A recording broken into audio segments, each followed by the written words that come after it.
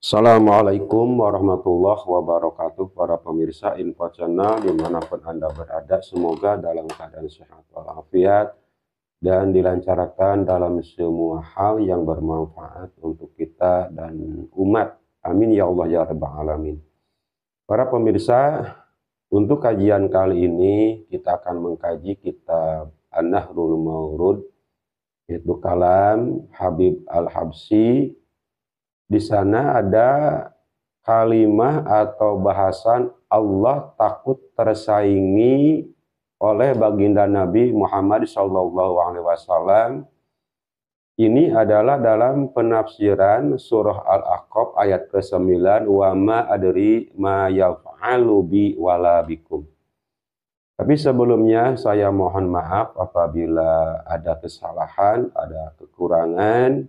Mohon dibenarkan, mohon dikritisi, karena ilmu itu serba kekurangan dan serba kurang dan serba aneh-aneh, banyak ilmu-ilmu yang belum kita ketahui.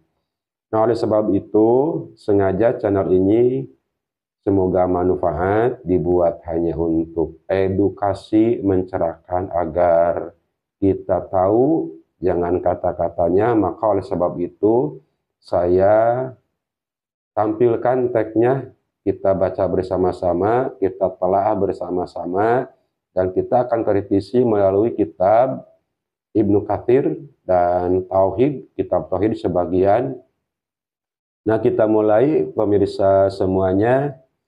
Annallaha ta'ala atla'a nabiyahu sallallahu alaihi wasallam ilmal awwalin wal akhirin. Allah memberitahu, melihatkan, memberitahu kepada Nabi Muhammad sallallahu alaihi wasallam tentang pengetahuan orang-orang yang terdahulu. Jadi nabi-nabi kita, Nabi Muhammad sallallahu alaihi wasallam tahu tentang keadaan-keadaan orang-orang yang terdahulu. Seperti mulai dari Nabi Adam alaihissalam, zaman Nabi Nuh, zaman Nabi Idris, dan zaman nabi-nabi terdahulu. Rasul baginda Nabi Muhammad SAW diberitahu oleh Allah Subhanahu wa Ta'ala wal akhirin, dan orang-orang terakhir sampai yaumil kiamah. Nah, ini dalam penafsiran ayat wa ma adri ma yaf'alu bi wala bikum menurut kalam Habib Al-Habsyi. Nah, sesudah baginda Nabi Muhammad SAW diberitahu oleh Allah Subhanahu wa Ta'ala ilmu-ilmu awalin, ilmu akhirin, maka thumma satara anhu ba'daha ghiratan minhu ta'ala ala rububiyati antudoha.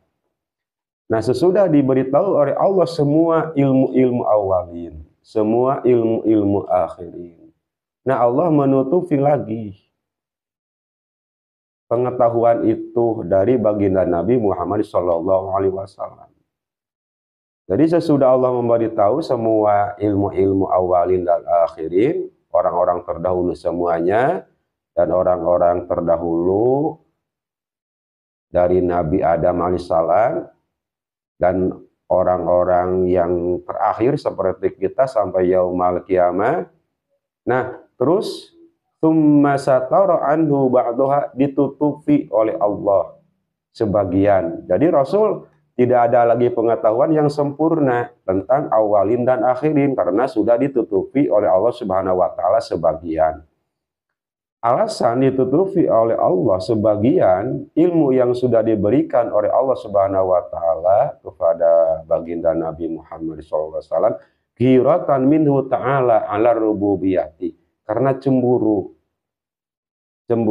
dari Allah tentang keroban atau ketuhanan, takut antudoha, cemburu karena takut tersaingi. Nah, ini tersaingi. Kan kita ambil sifat, kan takut tersaingi itu adalah satu sifat manusiawi. Nah, berarti kalau Allah takut tersaingi, berarti ada sifat seperti manusia. Kalau Allah tersifati oleh sifat manusia, yaitu takut tersaingi, maka Allah itu sama dengan kita. Dengan alasan kan Allah dalam kitab Fathul Majid, Kifayatul Awam, atau Umul Barohin, atau Atijan Daruri, Allah kan wajib tersifati oleh sifat al-mukhalafatu lil hawadis. Allah mustahil tersifati atau menyerupai lil hawadis yang baru.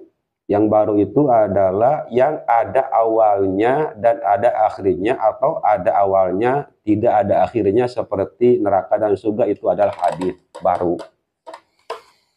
Nah, apabila Allah sama tersifati dengan sifat takut tersaingi, maka Allah berarti sama dengan kita, baru. Sedangkan ada sifat makhluk di Allah, itu adalah sifat mustahil bagi Allah. Sebab kalau Allah tersifati oleh sifat takut tersaingi, berarti Allah itu sama dengan kita dan akan tercabut atau akan tidak ada sifat al-mukhalafatu lil hawadith.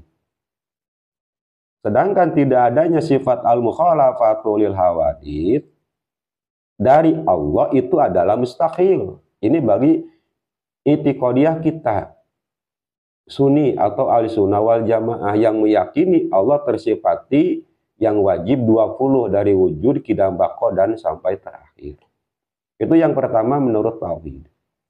Yang kedua, yang dimaksud dengan wa ma adri ma yaf'alu bi wala bikum, itu bukan seperti dalam kitab Anharul Mawrud.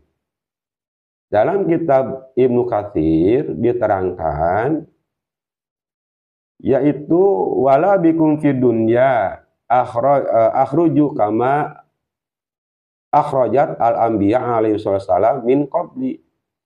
Jadi Rasul tidak tahu